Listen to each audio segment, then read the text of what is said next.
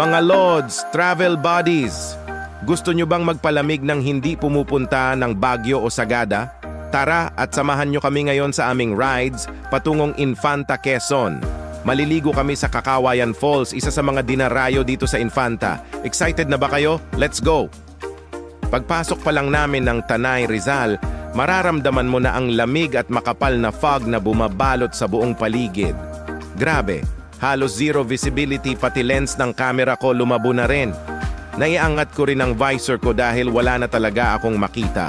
Pero sulit, kasi ang ganda ng atmosphere.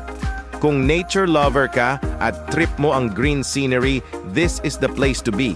Talaga namang tanggal ang pagod mo.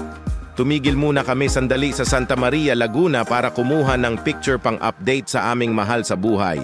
At syempre, hindi ko na rin pinalampas na magpalipad ng drone para makuhanan ang sea of clouds mula sa himpapawid at makita ang mga magagandang tanawin sa paligid.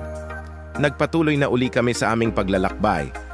After a 10-minute ride, mararating na namin ang welcome arch ng Infanta, Quezon, malapit sa kilometer 90 Little Baguio Botanical Garden. Siyempre, di namin palalampasin ang pagkakataon na magpa-picture. Ang daming mga tao at ang saya ng vibes dito. Pagdating namin sa Infanta, talaga namang magsasawa ka sa fog.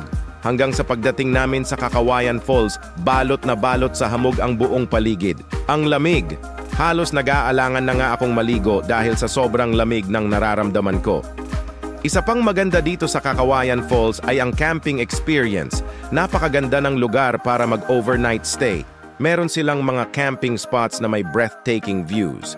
At higit sa lahat, ang lakas ng Wi-Fi. Perfect para sa mga tulad kong gustong mag-share ng experience in real time. Marami din ang nagka-camping at overnight stay dito, so if you're up for an adventure, this is the place to be.